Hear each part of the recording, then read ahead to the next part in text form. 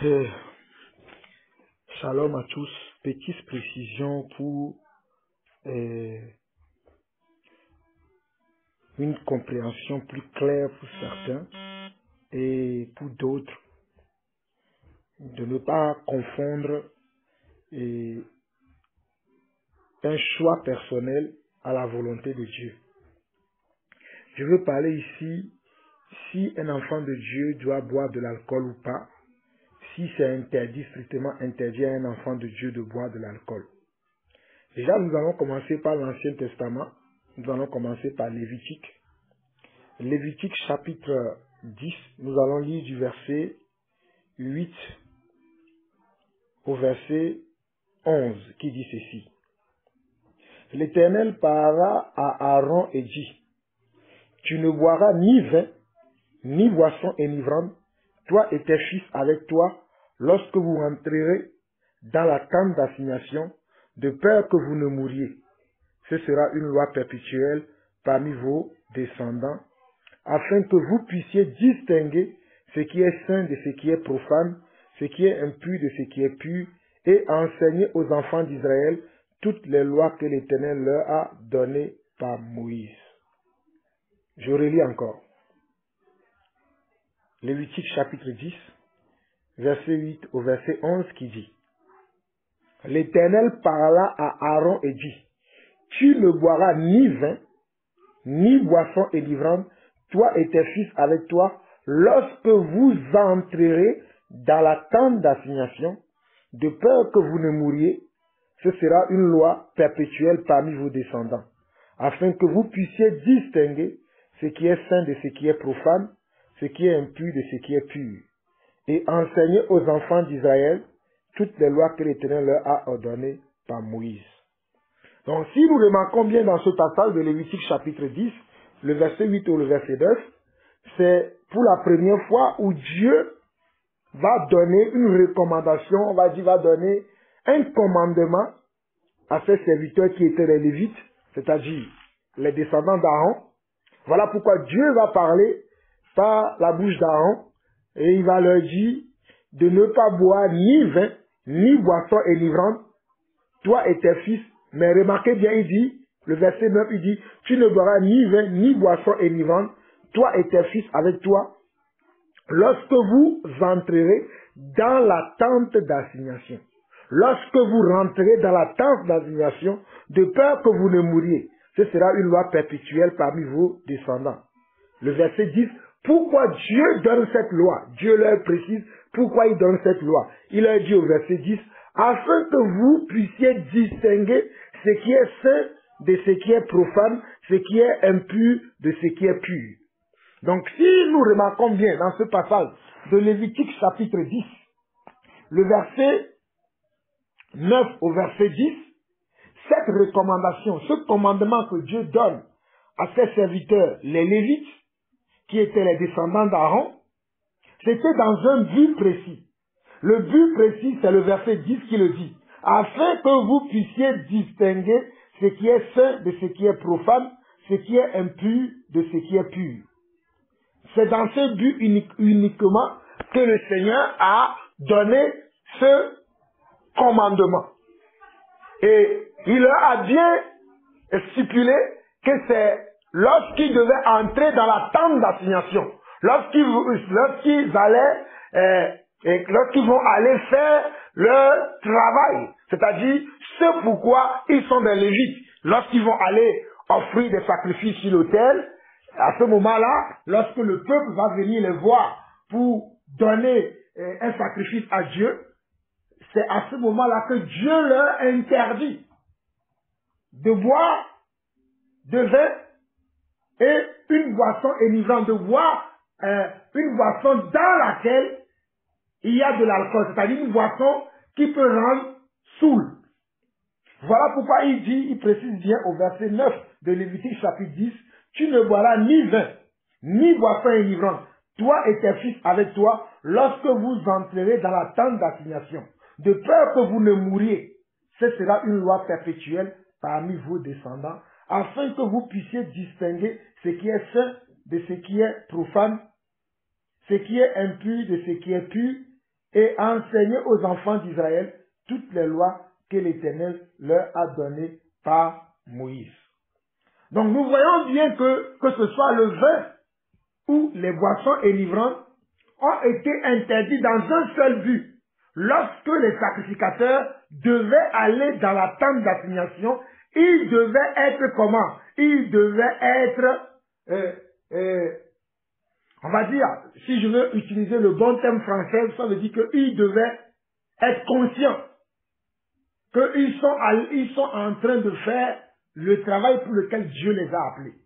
Donc, pour ne pas être dans l'inconscience parce que peut-être ici ils ont bu et qu'ils ont bu outre mesure, ils pourraient ne pas distinguer ce qui est pur de ce qui est impur, ce qui est juste de ce qui est injuste. Voilà pourquoi Dieu leur avait donné comment? Cette interdiction. Dans Lévitique chapitre 10, le verset 8 à 11. Voilà pourquoi Dieu leur avait donné cette interdiction. Il y a plusieurs passages dans la Bible dans laquelle vous allez voir que le vin ou les boissons enivrantes sont des boissons que les enfants de Dieu peuvent boire ou bien buvaient. Vous allez voir, vous allez trouver le vin dans la Bible ou les boissons enivrantes dans la Bible dans plusieurs versets. Mais je ne comprends pourquoi aujourd'hui les enfants de Dieu font un polémique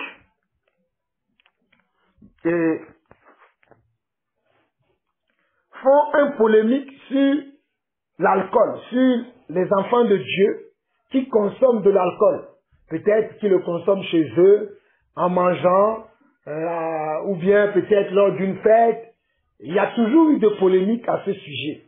Et aujourd'hui, ça me tient à cœur d'expliquer cela à certaines personnes afin que nous ne jugeons pas les gens sans avoir une connaissance de ce dont on parle.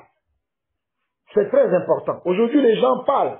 Dans la Bible, vous allez trouver le vin, la vigne, qui sont cités plus de 443 fois. Et je vais prendre le livre de Proverbes qui va nous parler du vin, et le livre de Proverbes. Et il y a d'autres passages aussi qui parlent des boissons enivrantes. Mais je vais prendre le livre de Proverbes très rapidement parce que je ne vais pas trop tarder pour dire quel est le rôle des boissons enivrantes ou bien du vin dans dans le monde. Le vin fait quoi? Qu'est-ce que le vin fait? Ou bien celui qui boit du vin ou celui qui boit de l'alcool, cela lui procure quoi? Quel est l'effet que la personne peut avoir en buvant du vin? Donc, nous allons voir dans le livre de Proverbes, nous allons voir dans le livre de Proverbes, très rapidement, je vais trouver le verset très rapidement.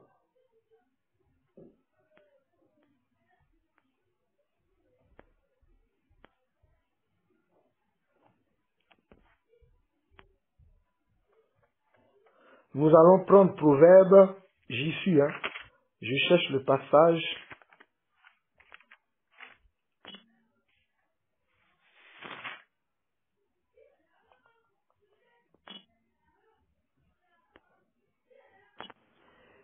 Alors, nous allons voir le passage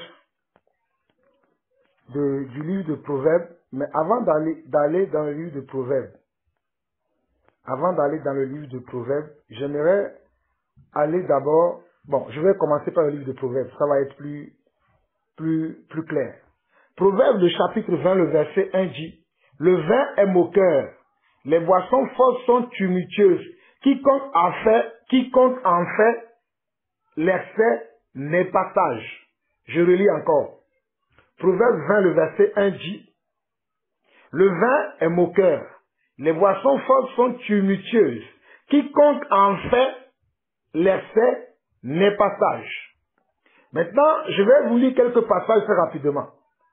Dans Daniel chapitre 5, le verset 1, on dit le roi Belshazar donna un grand festin à 5 grands au nombre de 1000 et il but du vin à leur présence. Daniel 5, le verset 4. Il but du vin et il louait les dieux d'or, d'argent, d'airain, de fer, de bois et de pierre. Daniel 5, verset 23. Tu t'es élevé comme le Seigneur des cieux, les vases de ta maison ont été apportés devant toi, et vous vous en êtes servi pour boire du vin, toi et tes grands, tes femmes et tes concubines. Tu as loué les dieux d'argent, d'or, d'airain, de fer, de bois et de pierre, qui ne voient point, qui n'entendent point, et qui ne savent rien. Et tu n'as pas glorifié le Dieu qui a dans sa main ton souffle et toutes tes voix. Ça, ce sont des passages dans lesquels on parle du vin que le roi Belshazar a bu. Peut-être le roi Belshazar, on va me dire qu'il est non chrétien, il a bu du vin. Voilà pourquoi il est parti adorer d'autres dieux qui ne sont pas le Dieu véritable que nous connaissons, hein, qui n'est pas le Dieu véritable que nous connaissons, que nous adorons. Mais est-ce que c'est pour autant que si un roi a bu le vin et qu'il est parti adorer d'autres dieux, que le vin serait une mauvaise chose? Voilà la question que je vais poser. Si parce qu'un roi a bu le vin et il est parti adorer d'autres dieux, c'est pour cette raison que nous allons dire que le vin est une mauvaise chose. Nous avons la réponse encore dans la parole de Dieu. Nous allons voir dans Ecclésiaste 9, le verset 7, qui dit ceci. Va, mange avec joie ton pain et bois gaiement ton vin, car dès longtemps, Dieu prend plaisir à ce que tu fais. Et nous tous, nous savons que le livre d'Ecclésiaste a été écrit par un sage. Et Ecclésiaste 9, verset 7 le dit, va, mange avec joie ton pain et bois gaiement ton vin, car dès longtemps, Dieu prend plaisir à ce que tu fais. Romains 14, verset 21 dit ceci. Romains 14, verset 21 dit, il est bien de ne pas manger de viande, de ne pas boire de vin et de s'abstenir de ce qui peut être pour ton frère une occasion de chute, de scandale ou de faiblesse. Vous voyez? Romains 14, le verset 21 dit, il est bien de ne pas manger de viande, de ne pas boire de vin et de s'abstenir de ce qui peut être pour ton frère une occasion de chute, de scandale ou de faiblesse. Donc je dirais par ce passage de Romains chapitre 14, le verset 21, que si je sais qu'un frère a un problème avec de l'alcool, je sais qu'une sœur a un problème avec de l'alcool, dans ce cas-là, je ne lui proposerai pas de boire de l'alcool. Voilà ce que la Bible nous enseigne. Si je vois que l'alcool que moi je peux boire et que je pourrais être encore lucide, peut-être mon frère ou ma soeur qui est à côté de moi, lorsque lui il le boira, il ne sera pas lucide, je ne le lui présenterai pas. Voilà ce que la Bible enseigne. Maintenant nous allons voir d'autres passages très rapidement. Rapidement nous allons voir Nombre 6 le verset 20. Nombre 6 le verset 20 qui dit ceci. Le sacrificateur les agitera de côté et dos devant l'Éternel. C'est une chose saine qui appartient au sacrificateur avec la poitrine agitée de l'épaule et l'épaule en fait par élévation. Ensuite, le Nazaréen pourra boire du vin. Regardez. Ensuite, le Nazaréen pourra boire du vin. Je peux lire également dans je peux lire également dans 1 Timothée chapitre 5, 1 Timothée chapitre 5, le verset 23 qui dit, ne continue pas à ne boire que de l'eau, mais fais usage d'un peu de vin à cause de ton estomac et de tes fréquentes indispositions. Voilà encore un autre passage du Nouveau Testament où l'apôtre Paul conseille à Timothée de ne pas boire que de l'eau, mais qu'il puisse boire aussi un peu de vin. Est-ce que le vin, qui est une boisson enivrante, serait maintenant une mauvaise chose que nous allons condamner nos frères qui en font usage? Deutéronome 32, le verset 14 dit ceci. La crème des vaches et le lait des brebis, avec la graisse des agneaux, des béliers de bassin et des boucs, avec la fleur du froment, et tu as bu le sang du raisin, le vin. Donc, le sang du raisin, c'est le vin. Le vin, qui est le sang du raisin, est consommé depuis l'origine par comment? Par les sacrificateurs. Dans certaines conditions, ou bien sous certaines conditions. Mais aujourd'hui, quand je vois les enfants de Dieu qui condamnent leurs frères, qui en font usage du vin ou de boissons enivrantes, je me demande si nous croyons à la même Bible. Parce que tout ce qui est dans la Bible doit nous servir d'exemple, de modèle. Nous ne pouvons pas faire une loi nous-mêmes, ou parce que, bon voilà, il y a des gens qui ont mal compris la Bible, qui ont fait certaines lois qui n'ont rien à voir avec la parole de Dieu, et qu'ils ont mis en place. Certains vont dire maintenant que bon, il n'est pas bon que les enfants de Dieu marchent selon leurs convictions. Parce que nous devons marcher selon nos convictions. Je vais prendre un autre passage. Jean chapitre 2. Et je vais lire à partir du premier verset. On nous dit dans Jean chapitre 2, à partir du premier verset, on nous dit que 3 jours après, il eut eu des noces à Cana en Galilée. La mère de Jésus était là et Jésus fut invité aux noces avec ses disciples. Le vin ayant manqué, la mère de Jésus lui dit, ils n'ont plus de vin. Jésus lui répondit, femme, qu'y a-t-il entre moi et toi? Mon heure n'est pas encore venue. Sa mère dit au serviteur, faites ce qu'il vous dira. Or, il y avait 6 vases de pierre destinés aux purifications des Juifs et contenant chacun 2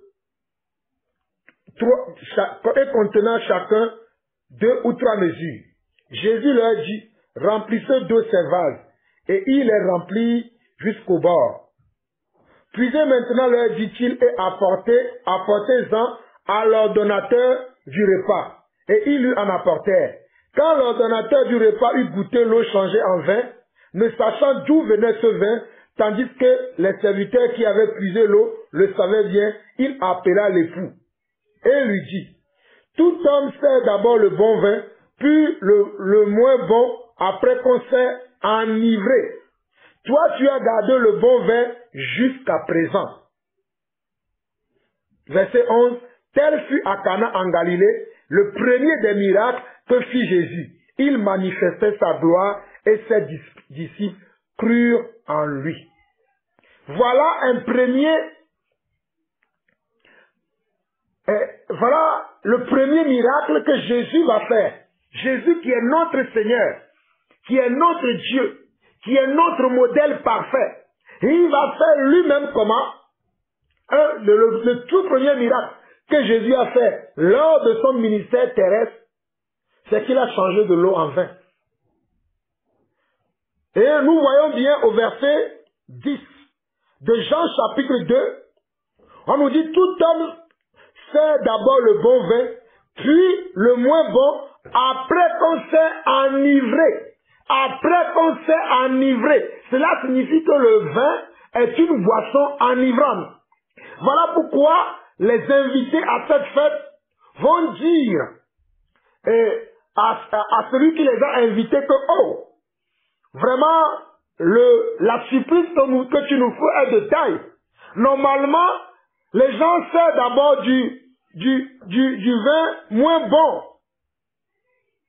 Après que l'on soit enivré, parce que ça fait depuis toute une journée qu'ils sont dans la fête. Ils ont déjà assez bu de vin. Mais à la fin de la journée, ils vont se rendre compte qu'ils boivent encore un autre vin qui est de qualité supérieure. Voilà pourquoi ils sont étonnés. Donc si le vin serait mauvais, pourquoi Dieu, Dieu qui est Jésus-Christ, aurait fait ce miracle? C'est une question que je pose. Pourquoi Dieu, qui est Jésus-Christ, aurait fait ce miracle?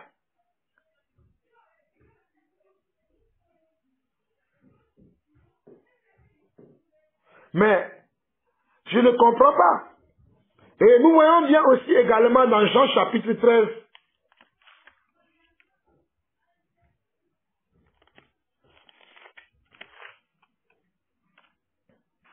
Nous voyons bien dans Jean chapitre 13 également. Jean chapitre 13. Nous allons lire à partir du verset 2. On nous dit pendant le souper, alors que le diable avait déjà mis dans le cœur de Judas Iscariote, fils de Simon, le dessein de le livrer. Bon, on va apprendre à partir plutôt du verset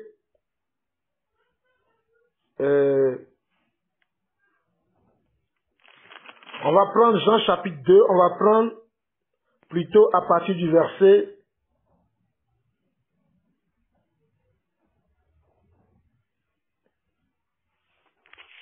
Jean 13, on va prendre plutôt à partir du verset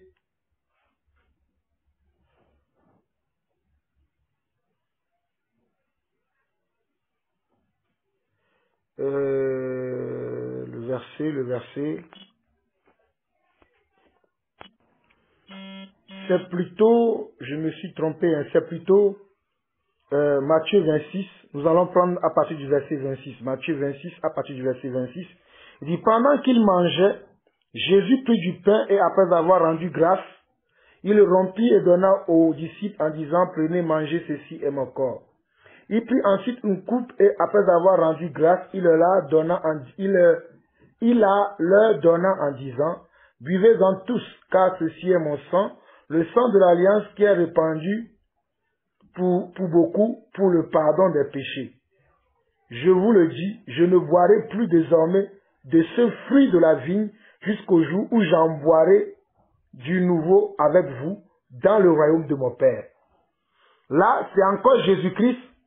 C'était lors de son dernier repas qu'il a pris sur terre avec ses disciples avant de partir au ciel.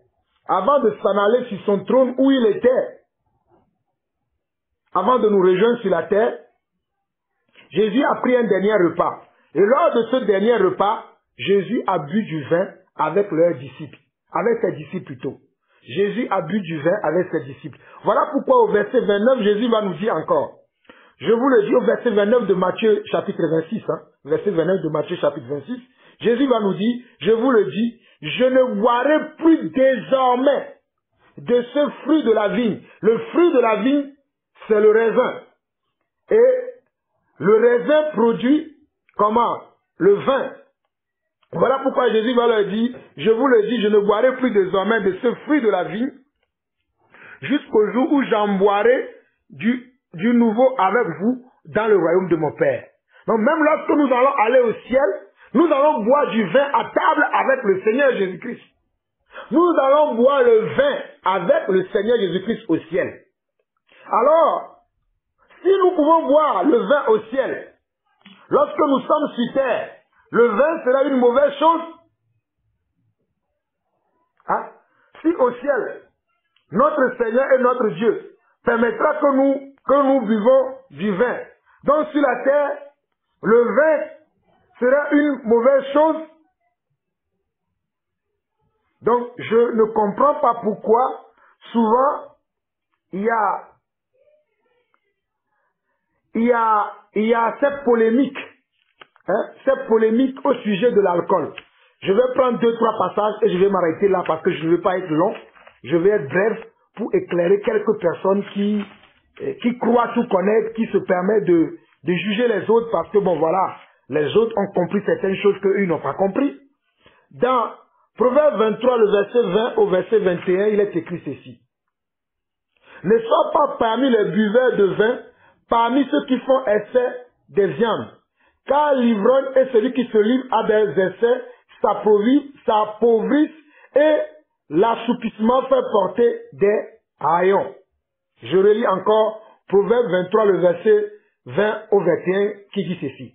Ne sois pas parmi les buveurs de vin, parmi ceux qui font excès de viande, car l'ivrogne et celui qui se livre à des excès s'appauvrissent et l'assoupissement fait porter des haillons.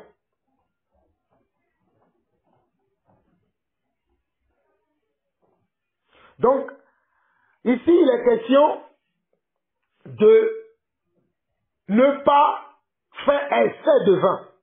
Celui qui est ivrogne, un ivrogne, c'est quelqu'un qui fait l'abus de l'alcool, l'abus des boissons enivrantes. Celui qui fait l'abus de boissons enivrantes, c'est quelqu'un qui est comment qu'on appelle un ivrogne. Mais le fait de boire à ta convenance, non pas boire outre mesure, non pas boire jusqu'à l'excès, comme le fait de manger aussi la viande jusqu'à l'excès est un péché, le fait de boire aussi jusqu'à l'excès est un péché. La gloutonnerie est un péché, la gourmandise est un péché. Mais le fait de boire de l'alcool n'est pas un péché. Mais si je m'enivre, alors là, je commets un péché. Voilà ce que la Bible enseigne et c'est ce que moi aussi j'enseigne. Donc nous ne pouvons pas contraindre nos frères à ne pas boire de l'alcool. Non. Maintenant, si je sais que j'ai un frère qui dans le passé était alcoolique, il vient juste d'être délivré, je ne lui présenterai pas de l'alcool.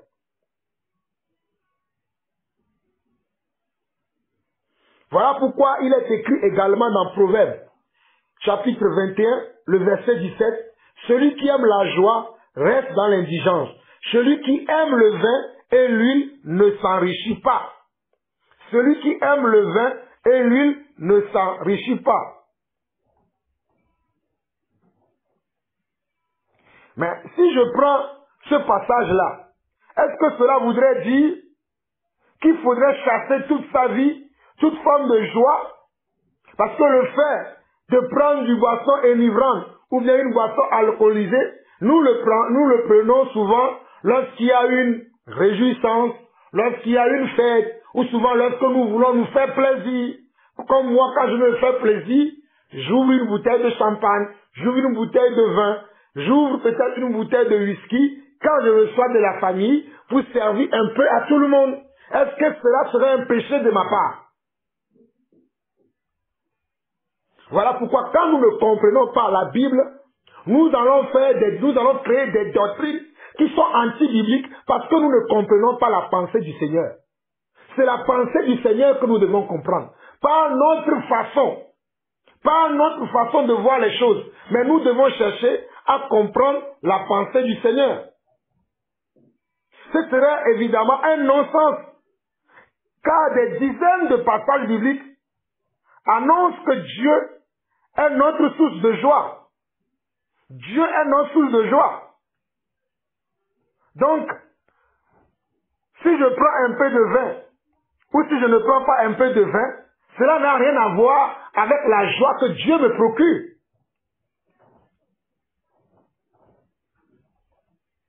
Vraiment, les chrétiens d'aujourd'hui, je ne comprends pas comment on peut créer des polémiques là où il ne doit pas avoir de polémiques. Nous ne pouvons pas prendre des versets, les sortir de leur contexte et à faire un prétexte pour interdire la consommation des boissons alcoolisées ou des boissons enivrantes à nos frères et à nos sœurs. Et je vais finir en lisant un dernier passage dans Éphésiens qui va être clair, Éphésiens, qui va être très clair et c'est là où je vais m'arrêter. Parce que je ne veux pas être long. J'ai déjà enseigné sur ce sujet à plusieurs reprises. Éphésiens, chapitre 5, si je ne me trompe pas. Oui, je crois.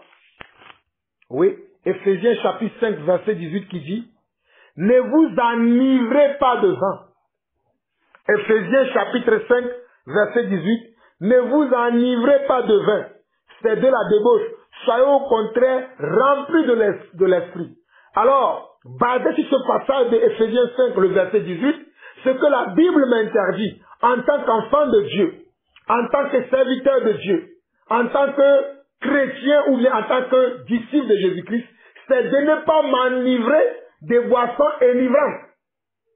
C'est ça l'interdiction formelle que Dieu m'a donnée. Dieu me demande d'être rempli de l'esprit, de m'enivrer de l'esprit. Mais Dieu ne me demande pas de m'enivrer du vin de palme, du vin de raisin, ou bien des boissons enivrantes. Dieu ne m'interdit pas ça. Bien évidemment que cela procure de la joie. Celui qui boit de l'alcool, cela procure de la joie. Parce que l'alcool, le fait de boire de l'alcool n'a rien à voir avec la foi. La foi chrétienne est au-delà de ça. Mais il est bien séant qu'un enfant de Dieu soit tout le temps lucide. Voilà pourquoi Dieu nous demande de faire quoi? D'en faire un bon usage. D'en faire un bon usage. Et de ne pas comment? De ne pas boire outre mesure, de ne pas boire au-delà de ce que nous pouvons boire, ce qui peut nous rendre encore lucides. Voilà ce que la Bible enseigne. Mais aujourd'hui, il y a tellement beaucoup de polémiques à ce sujet. Et la question que j'aimerais vous poser aujourd'hui,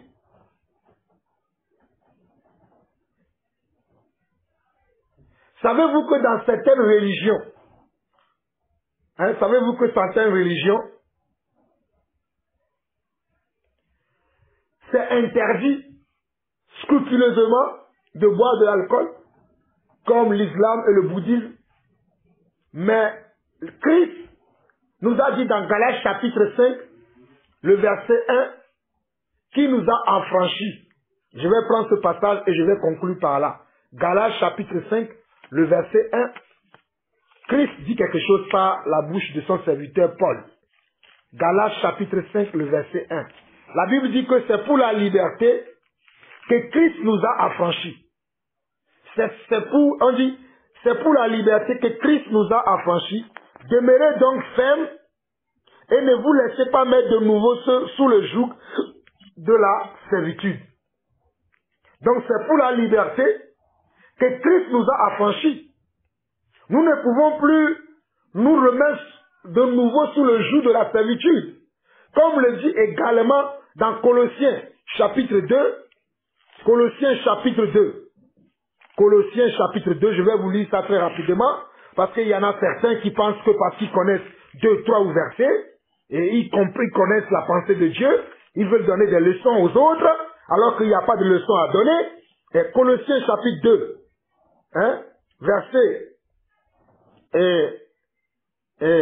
verset 18, on va lire même à partir du verset 16 qui dit: que personne donc ne vous juge au sujet du manger ou du boire, ou au sujet d'une fête, d'une nouvelle lune ou des sabbats. C'était l'ombre des choses à venir, mais le corps est en Christ. Je relis encore ce passage de Colossiens chapitre 2.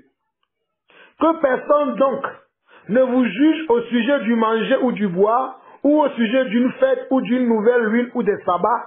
C'était l'ombre des choses à venir, mais le corps est en Christ. Que personne sous une apparence d'humilité et par un culte des anges ne vous ravisse à son gré le prix de la course, tandis qu'il s'abandonne à ses visions, il est enflé d'un vain orgueil par ses pensées charnelles, sans s'attacher au chef, dont tout le corps assisté et solidement assemblé par des jointures et des liens tire l'accroissement que Dieu donne. Si vous êtes mort avec Christ aux principes élémentaires du monde, pourquoi, comme si vous viviez dans le monde, vous impose-t-on ces préceptes? Ne prends pas, ne goûte pas, ne touche pas. Préceptes qui tous deviennent pernicieux par l'abus et qui ne sont fondés que sur les ordonnances et les doctrines des hommes. Remarquez bien ce que Colossiens 2, le verset 21, au verset 23 dit, remarquez bien mes chers frères et sœurs, on nous dit, ne prends pas, ne goûte pas, préceptes qui tous deviennent pernicieux par l'abus et qui ne sont fondés que sur les ordonnances et les doctrines des hommes. Ils ont en vérité une apparence de sagesse en ce qu'ils indiquent un culte volontaire de l'humilité et le mépris du corps, mais cela est sans valeur réelle et ne sert qu'à satisfaire la chair. Vous voyez? Ils ont en vérité, c'est une apparence de sagesse. Le fait de dire que moi je ne bois pas, c'est une apparence de sagesse. Mais cela indique un culte volontaire de l'humilité et le mépris du corps. Mais cela est sans valeur réelle et ne sert qu'à satisfaire la chair. Vous voyez? Donc, beaucoup d'entre nous vont prendre ces passages que j'ai cités, qui sont les passages dans lesquels on a vu comme Daniel, comme Lévitique là, ils vont dire non, le vin est interdit ou bien les boissons énivrantes sont interdites. Je vais finir encore par là en vous lisant encore un passage dans 1 Timothée chapitre 4. On nous dit, mais l'Esprit dit expressément que dans les derniers temps, 1 Timothée chapitre 4, suivez-moi très bien. Mais l'Esprit dit expressément que dans les derniers temps, quelques-uns abandonneront la foi pour s'attacher à des esprits séducteurs et à des doctrines de démons par l'hypocrisie de faux docteurs portant la marque de la flétrissure dans leur propre conscience. Ils prescrivent de ne pas se marier et de s'abstenir d'aliments que Dieu a créés pour qu'ils soient pris avec action de grâce pour ceux qui sont fidèles et qui ont connu la vérité. Car tout ce que Dieu a créé est bon et rien ne doit être rejeté pourvu qu'on le prenne avec action de grâce. Parce que tout est sanctifié par la parole de Dieu et par la prière. Le vin n'a-t-il pas été créé par Dieu? Le palmier ou bien la vigne duquel on va extraire le vin, ou le panier duquel on va extraire le vin de palme, n'a-t-il pas été créé par Dieu? Et Dieu dit ici, dans 1 Timothée chapitre 4, verset 4, car tout ce que Dieu a créé est bon et rien ne doit être rejeté, pourvu qu'on le prenne avec action de grâce. Vous voyez? Pourvu qu'on le prenne avec action de grâce. Et là maintenant, je vais maintenant réellement finir en vous lisant Romains chapitre 14. Romains chapitre 14, parce que ce cas a été traité dans Romains chapitre 14. Romains chapitre 14, l'apôtre Paul a traité ce cas. Romains chapitre 14, c'est là où je vais finir. On nous dit dans Romains chapitre 14, le verset 1 au verset 6 qui dit ceci. Accueillez celui qui est faible dans la foi et ne discutez pas les opinions. Tel croit pouvoir manger de tout. Tel autre qui est faible ne mange que des légumes. Celui qui mange, que celui qui mange ne méprise point celui qui ne mange pas. Et que celui qui ne mange pas ne juge point celui qui mange, car Dieu l'a accueilli. Vous voyez comment nous, chrétiens d'aujourd'hui, nous sommes devenus tellement incompréhensibles. Nous ne comprenons pas les paroles de Dieu et nous faisons de cela une affaire personnelle sans comprendre ce que Dieu veut nous enseigner. Remarquez bien ce que Romains chapitre 14 nous enseigne. Accueillez, Romains chapitre 14, le verset 1 au verset 6. Accueillez celui qui est faible dans la foi et ne discutez pas les opinions. Tel croit pouvoir manger de tout, tel autre qui est faible ne mange que des légumes. Que celui qui mange ne méprise point celui qui ne mange pas, et que celui qui ne mange pas, ne juge point celui qui mange, car Dieu l'a accueilli. Qui es-tu, toi, qui juges un serviteur d'autrui? S'il se tient debout ou s'il tombe, cela regarde son maître. Mais il se tiendra debout, car le Seigneur a le pouvoir de l'affermir. Tel fait une distinction entre les jours, tel autre les estime tous égaux, que chacun ait en son esprit une pleine conviction. Celui qui distingue entre les jours agit ainsi pour le Seigneur. Celui qui mange, c'est pour le Seigneur. qu'il mange, car il rend grâce à Dieu. Celui qui ne mange pas, c'est pour le Seigneur qui ne mange pas, et il rend grâce à Dieu également. Vous voyez? Celui qui mange ou celui qui ne mange pas, rend grâce à Dieu également. Nous continuons. En effet, nul de nous ne vit pour lui-même, et nul ne meurt pour lui-même. Car si nous vivons pour le Seigneur, et si nous mourons pour le Seigneur. Soit donc que nous vivions, soit que nous mourions, nous sommes au Seigneur. Car Christ est mort et il est revenu à la vie, afin de dominer sur les morts et sur les vivants. Mais toi, pourquoi juges-tu ton frère, ou toi, pourquoi méprises-tu ton frère? Puisque nous comparaîtrons tous devant le tribunal de Dieu. Car il est écrit, je suis vivant, dit le Seigneur. Tout genou fléchira devant moi, et toute langue donnera gloire à Dieu. Ainsi, chacun de nous rendra compte à Dieu pour lui-même. Verset 13. Ne nous jugeons donc plus les uns les autres, mais pensez plutôt à ne rien faire qui soit pour votre frère une pierre d'achoppement ou une occasion de chute. Voilà ce que Dieu nous interdit. Le verset 13 de Romains chapitre 14 dit, ne nous jugeons donc plus les uns les autres, mais pensez plutôt à ne rien faire qui soit pour votre frère une pierre d'achoppement ou une occasion de chute. Je sais et je suis persuadé par le Seigneur Jésus que rien n'est impur en soi et qu'une chose n'est impure que pour celui qui la croit impure. Rien n'est impur en soi. Ceux qui pensent que le vin, l'alcool, les boissons enivrants sont impurs, vous vous trompez. Rien n'est impur en soi. Voilà ce que la Bible dit. Verset 15 de Romains chapitre 14. Mais si pour un aliment, ton frère est attristé, tu ne manges plus selon l'amour, ne cause pas ton aliment la paix de celui pour lequel Christ est mort. Que votre privilège ne soit pas un sujet de calomnie. Car le royaume de Dieu, ce n'est pas le manger et le boire, mais la justice, la paix et la joie par le Saint-Esprit. Le royaume de Dieu, ce n'est pas le manger et le boire. Les gens sont là aujourd'hui. Moi, je ne mange pas du porc. Je ne mange pas de ceci. Je ne mange pas de crevettes. Je ne mange pas cela. Je ne mange pas ceci. Car Dieu n'aime pas ça. Mais le royaume des cieux, ce n'est pas le manger et le boire. Romains chapitre 14, le verset 17 dit, car le royaume de Dieu, ce n'est pas le manger et le boire, mais la justice, la paix et la joie par le Saint-Esprit. Celui qui sert Christ de cette manière est agréable à Dieu et approuvé des hommes. Ainsi donc, recherchons ce qui contribue à la paix et à l'édification mutuelle. Ainsi donc, recherchons ce qui contribue à la paix et à l'édification mutuelle. Pour un aliment, ne détruis pas l'œuvre de Dieu. La boisson est un aliment. Pour un aliment, pour quelque chose que je vais consommer, ne détruis pas l'œuvre de Dieu. En vérité, toutes choses sont pures, mais il est mal à l'homme, quand il en mange, de devenir une pierre d'achoppement.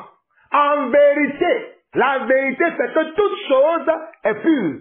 Mais si je sais que mon frère qui est devant moi n'a pas été régénéré dans sa conscience, n'est pas né encore, n'est pas encore affermi, n'a pas encore compris, je ne veux pas lui dire, mange les crevettes, mange la viande de porc, bois de l'alcool comme moi, parce que sa conscience est faible. Voilà pourquoi il continue. Il est bien de ne pas manger de viande et de ne pas boire de vin, et de s'abstenir de ce qui peut être pour ton frère une occasion de chute, de scandale ou de faiblesse. Regardez bien, le verset 20 au verset 21 de Romains chapitre 14 dit ceci. Pour un aliment, ne détruis pas l'œuvre de Dieu. En vérité, toutes choses sont pures. Mais il est mal à l'homme quand il mange de devenir une pierre d'achoppement. Il est bien de ne pas manger de viande, de ne pas boire de vin et de s'abstenir de ce qui peut être pour ton frère une occasion de chute, de scandale ou de faiblesse. Verset 22. Cette foi que tu as, garde-la pour toi devant Dieu. Heureux celui qui ne se condamne pas lui-même dans ce qu'il approuve. Mais celui qui a des doutes au sujet de ce qu'il mange est condamné parce qu'il n'agit pas par conviction. Tout ce qui n'est pas le produit d'une conviction est péché. Regardez bien. Le verset 22 au verset 23 de Romains chapitre 14 dit ceci. cette foi que tu as, moi j'ai la foi que je peux tout manger et que je peux tout boire. Selon que j'ai partagé avant, que je ne dois pas m'enivrer de l'alcool ou de boissons énivrantes. Je peux le faire. Mais si je suis en compagnie des frères qui n'ont pas cette connaissance, qui n'ont pas cet affermissement, je m'abstiendrai de ne pas boire devant eux. Mais lorsque je serai tout seul, où je ne vais pas scandaliser mon frère ou ma soeur qui est à côté de moi, je prendrai un bon plaisir pour prendre un peu de vin ou un peu de liqueur forte ou un peu de bière ou un peu de vin de palme. On nous dit dans Romains chapitre 14, le verset 22 au verset 23, « Mais cette foi que tu as, garde-la pour toi devant Dieu. Heureux celui qui ne se condamne pas lui-même dans ce qu'il approuve. » Verset 23, « Mais celui qui a des doutes au sujet de ce qu'il mange est condamné parce qu'il n'agit pas par conviction. » Vous voyez? Si toi-même tu manges quelque chose, tu bois quelque chose, mais tu le fais contre la foi que tu as, ta foi n'est pas affermie. Tu n'as pas compris ce que tu fais et tu n'agis pas par conviction. Là, le Seigneur dit que, la suite du verset 23 dit, tout ce qui n'est pas le produit d'une conviction est un péché. Alors, mes chers frères et sœurs, ne condamnons pas nos frères qui mangent du porc, qui boivent du vin, qui boivent des boissons énivrantes, qui boivent de l'alcool, qui boivent du vin de palme, qui boivent du champagne, qui boivent de la bière, pour ne citer que cela, ne les condamnons pas. Mais par contre, si vous les voyez s'enivrer, dites-leur qu'il ne leur est pas permis de s'enivrer et qu'ils prient le Seigneur Dieu pour que le Seigneur Dieu les délivre de comment? De l'essai du vin ou de l'essai des boissons énivrantes. Que le Seigneur vous bénisse. Vous avez écouté la voix de votre frère, le serviteur Jean-Paul Lawson. Shalom, shalom et shalom. Oui, mes chers frères et sœurs, je dois ajouter ceci avant de finir cet enseignement qui est important parce qu'il y a des gens qui ne comprennent pas les Écritures, qui sont devenus maintenant des pharisiens, qui obligent leurs autres frères à avoir la même pensée, la même attitude qu'eux, ce qui n'est pas de l'amour. Car l'amour n'oblige pas, l'amour dit la vérité et l'amour ne se réjouit pas de l'injustice. Nous allons prendre Luc chapitre 7, le verset 33 à 34. Luc chapitre 7, le verset 33 à 34. Qui nous dit ceci. Car Jean-Baptiste est venu, ne mangeant pas de pain et ne buvant pas de vin, et vous dites, il a un démon. Car Jean-Baptiste est venu, ne mangeant pas de pain et ne buvant pas de vin, et vous dites, il a un démon. Nous n'avons pas le temps pour aller voir pourquoi Jean-Baptiste ne buvait pas. Alors, si vous voulez savoir pourquoi Jean-Baptiste ne buvait pas, allez lire Luc chapitre 2, vous allez voir la naissance de Jean-Baptiste. La naissance de Jean-Baptiste, il y a eu une prophétie que son père, qui était un prophète, a reçu de Dieu concernant Jean-Baptiste. C'est Dieu qui avait demandé, c'était plutôt Luc chapitre 1, pas Luc chapitre 2. C'est Luc chapitre 1, vous pouvez lire à partir du verset 46 jusqu'à la fin. Vous allez voir à la naissance de Jean-Baptiste, son père qui était Zacharie, qui était un prophète, qui ne parlait même pas, parce que lorsque l'ange est venu parler à son épouse, il a dû avoir une attitude incorrecte et le Seigneur a permis qu'il ne parle plus jusqu'à la naissance de son fils Jean-Baptiste. Et je ne vais pas rester trop là-dessus, mais sachez simplement que si Jean-Baptiste ne buvait pas, parce que c'est le Seigneur lui-même qui a permis. Maintenant, on nous dit que, regardez bien, Jean-Baptiste ne buvait pas. Je vais relire le passage de Luc 7, le verset 34, qui dit, 33 plutôt, qui dit, car Jean-Baptiste est venu, ne mangeant pas de pain et ne buvant pas de vin, et vous dites, il a un démon. Jean-Baptiste, il n'a pas bu. Il ne mangeait même pas. Il était dans le désert. Il se nourrissait des sauterelles et du miel. Mais les gens ont trouvé quand même à dire qu'il a un démon. C'est la même chose qui se produit à notre époque aujourd'hui. Les gens ont toujours tendance à faire des commentaires Parce qu'ils ne comprennent pas les Écritures. Et nous prions que le Seigneur vous ouvre les yeux afin que vous compreniez les Écritures. Parce que si vous ne comprenez pas les Écritures, vous n'allez pas aller plus loin. Demandez à ce que le Seigneur vous ouvre les yeux, vous ouvre votre entendement afin que vous compreniez l'essence des Écritures. Et le verset 34, il est dit, le Fils de l'homme, qui est le Fils de l'homme? Le Fils de l'homme n'est que Yeshua HaMashiach.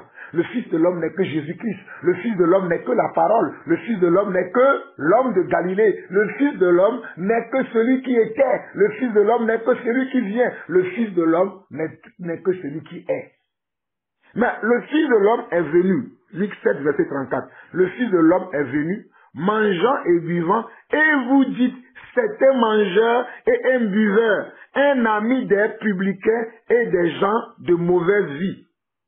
Vous voyez, les gens accusaient Jésus de ce qu'il passait son temps avec les gens de mauvaise vie, buvant avec eux. Parce que Jésus est venu pour sauver. Jésus n'est pas venu pour condamner. Jésus est venu pour sauver. Jésus est venu pour libérer. Jésus est venu pour délivrer. Voilà pourquoi Jésus a dit que je ne suis pas venu pour ceux qui sont bien portants, mais je suis venu pour ceux qui sont malades. Et Jésus buvait. Et les gens le jugeaient parce que pour les gens, Jésus ne devait pas boire. Mais puisque c'est Jésus qui a donné la loi que nous avons dans le Lévitique que je vous ai montré dès le commencement de cet enseignement. Hein? La loi que nous avons dans la loi de Moïse. Hein? C'est Jésus qui a donné cette loi. Mais vous ne comprenez pas cette loi. Voilà pourquoi Jésus est venu accomplir la loi, afin que vous compreniez le sens de cette loi. Voilà pourquoi Jésus va dire lui-même que toute la loi est accomplie dans une seule parole: tu aimeras ton prochain comme toi-même.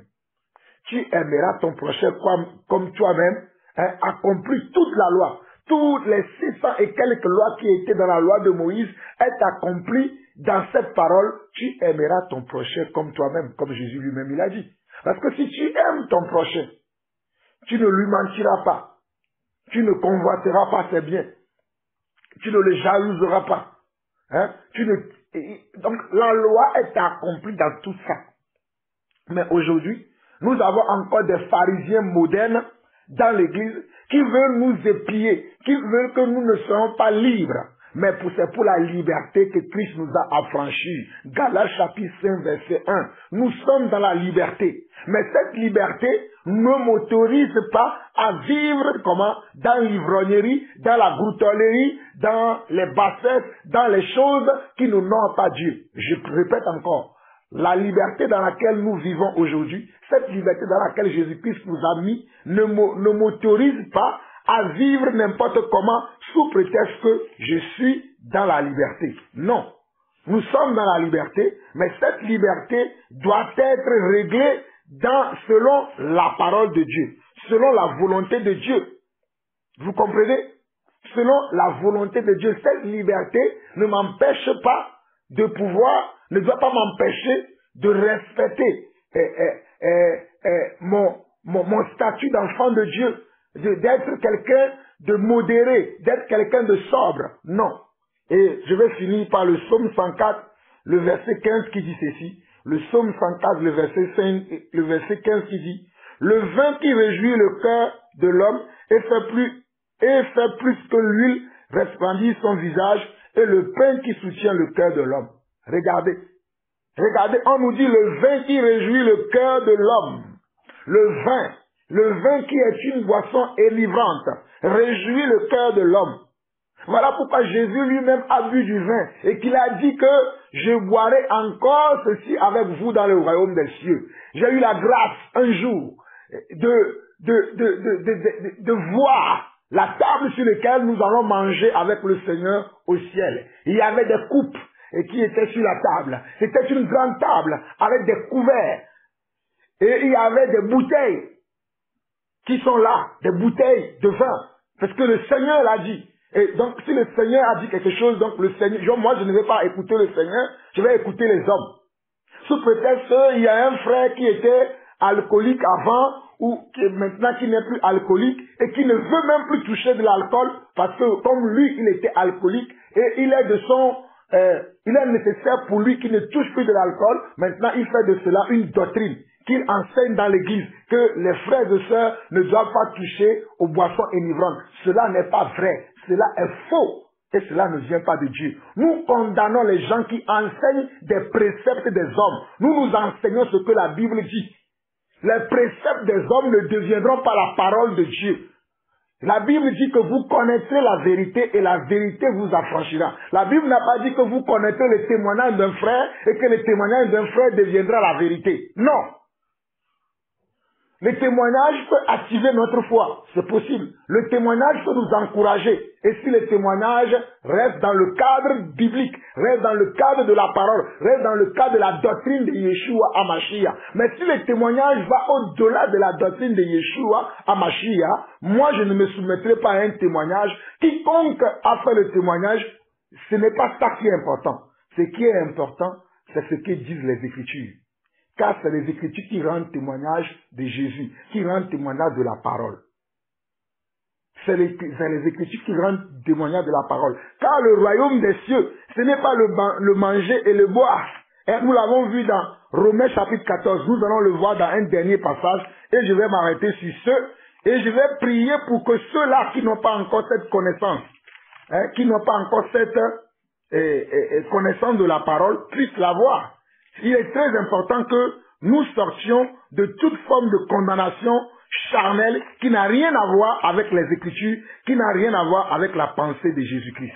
Aujourd'hui, les gens se permettent de dire des choses qui n'ont rien à voir avec les Écritures et même vous allez voir que les gens vont même vous injurier, vont dire que vous êtes mauvais parce que vous voulez marcher selon les Écritures.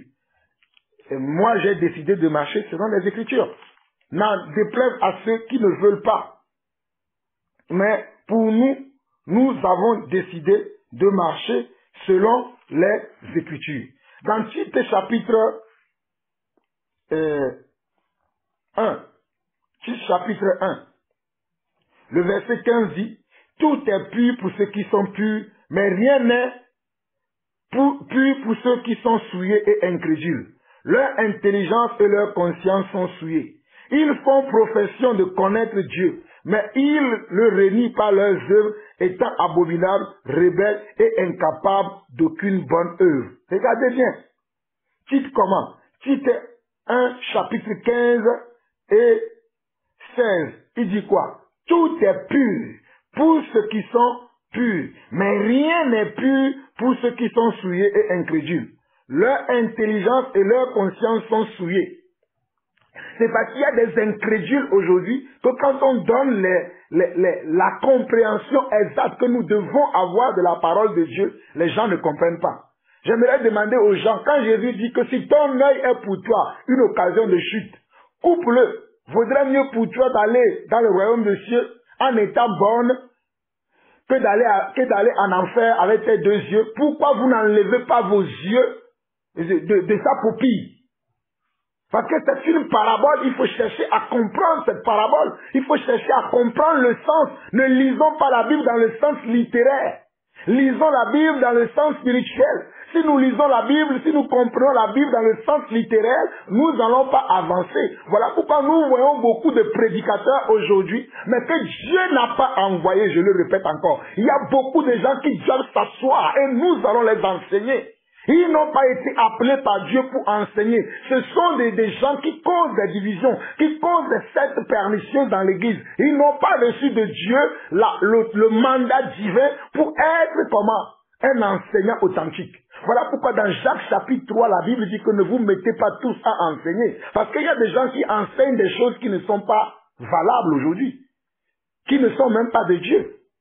Regardez bien, ici, si vous lisez dans Tite 1 plus haut, c'est-à-dire du verset 5 au verset 14, c'est parce qu'il y a eu des gens qui bouleversaient les familles entières par leurs enseignements, qui bouleversaient les familles entières par des choses pernicieuses qu'ils enseignaient. Voilà pourquoi Timothée, voilà pourquoi Paul a dit à Tite d'aller régler ces choses. Parce que Paul a envoyé Tite pour que Tite arrête ces hommes-là. Et moi aussi, je profite de cette occasion ce matin pour arrêter toutes ces personnes qui enseignent des choses qui n'ont rien à voir avec notre Seigneur Jésus-Christ. Surtout pour le sujet précis que je suis en train de traiter, que j'ai traité plusieurs fois. J'ai traité cela plusieurs fois. Mais je le traite encore une dernière fois pour que les gens comprennent que nous ne prêchons pas nous-mêmes, mais nous prêchons Jésus-Christ. Et Jésus-Christ, c'est la vérité. Et c'est ce que Jésus dit que nous prêchons. Nous ne prêchons pas les pensées humaines, nous ne prêchons pas la doctrine des hommes, mais nous prêchons la vérité de Jésus-Christ. Et dans Tite chapitre 3, verset 3, on nous dit, car nous aussi, nous étions autrefois insensés, désobéissants, égarés, asservis à toute espèce de convoitise et de volupté, vivant dans la méchanceté et dans la vie, et dans l'envie, dignes d'être haïs, et nous haïssant les uns les autres. Verset 4, mais lorsque la bonté de Dieu notre Sauveur et notre amour pour les Mais lorsque la bonté de Dieu, notre Sauveur, et son amour pour les hommes ont été manifestés, il nous a sauvés, non à cause des œuvres de justice que nous aurions faites, mais selon sa miséricorde par le bain de la régénération et le renouvellement du Saint-Esprit. Donc, il y a le bain de la régénération et le renouvellement du Saint-Esprit. Donc, il y a des gens qui sont dans l'église, mais qui n'ont pas le bain de la régénération et le renouvellement du Saint-Esprit. Parce qu'ils écoutent des fausses prédications. Ils écoutent des enseignements qui sont des doctrines d'hommes. Je vous l'ai dit dans Colossiens chapitre 2. Préceptes qui à l'apparence, semblent être justes, semblent être corrects, mais qui ne sont que des préceptes d'hommes. Mais nous voulons suivre les préceptes de Jésus-Christ. Nous voulons marcher selon les ordonnances de Jésus-Christ. Nous voulons marcher selon la loi de Jésus-Christ. Mes chers frères et sœurs, je n'ai pas voulu être long, parce qu'il y a beaucoup de passages, je vous en supplie. Il y a 443 versets qui parlent du vin dans la Bible. Et il y a d'autres passages qui parlent également des boissons enivrantes. Mais j'ai pris le cas de vin pour pouvoir être plus clair, pour que vous puissiez comprendre pourquoi aujourd'hui un enfant de Dieu peut boire ou ne pas boire. Et j'ai bien été clair que si nous savons, si je sais que j'ai un frère qui n'est pas encore affermi dans la foi, qui était dans le monde, il était quelqu'un qui consommait beaucoup d'alcool, que Dieu a appelé maintenant, il est devenu enfant de Dieu. Je ne veux pas lui donner à boire, je ne veux pas exposer l'alcool devant lui, parce que si je le fais, je ne suis pas en train d'agir dans l'amour. Vous voyez, il y a une différence entre marcher selon l'amour et marcher selon ses convictions. Donc, il y a des gens qui ne comprennent pas les Écritures. Ne suivons pas les gens parce que ils parlent et nous devons les suivre. Suivons les Écritures. Si Jésus a bu, je boirai. Je boirai encore. Cela peut vous déplaire. Vous pouvez me traiter de tous les noms. Mais moi, je suis Jésus-Christ. Je ne suis pas les hommes qui sont là, qui racontent des choses qu'ils ne maîtrisent pas. Nous maîtrisons la saine doctrine. La saine doctrine m'autorise en tant que prédicateur à boire. C'est pourquoi je ne vais pas boire. Vous voyez? Et c'est pour ça que je vous ai parlé de Jean-Baptiste. Il n'y a pas que Jean-Baptiste. Même si nous prenons Samson, quand Samson était né, Dieu avait donné une prophétie à ses parents qu'on ne doit pas couper ses cheveux et que ni vin, ni liqueur forte ne doit rentrer il ne boira pas ces choses. Et Dieu savait pourquoi il a fait. Mais maintenant, nous sommes dans la nouvelle alliance. Dans la nouvelle alliance, Jésus a dit que ce qui rentre dans la bouche de l'homme, Matthieu le dit, ce qui rentre dans la bouche de l'homme sort par comment? Ressort par ses parties inférieures. Vous comprenez ce que je veux dire? Mais ce qui sort de l'homme, ce qui sort de l'homme vient du cœur de l'homme. C'est ça qui est la méchanceté, la jalousie, l'envie, les révoltes, les insultes. Toutes ces choses-là que vous connaissez, dont Galates chapitre 5 et 22 parle, toutes ces choses que nous ne devons pas faire, qui viennent du cœur de l'homme, c'est ça qui suit l'homme. Mais un homme qui veut se donner un plaisir, qui boit un peu de boisson enivrante, qui ne se saoule pas, cela ne le souille pas. Donc arrêtons, mes chers frères et sœurs, de condamner de juger nos frères qui ont cette habitude de se faire plaisir. Comme nous l'avons vu dans le psaume 104, le verset 15, que le vin réjouit le cœur. Quand ils veulent se réjouir, ils aiment boire un petit coup. Voilà, que le Seigneur vous bénisse. Maintenant, c'est vraiment la fin. Shalom, shalom, shalom à tous. Bye bye. Que la paix du Seigneur soit avec chacun d'entre nous. Et surtout que son esprit nous renouvelle notre intelligence afin que nous ne serons pas dans la condamnation. Shalom, shalom.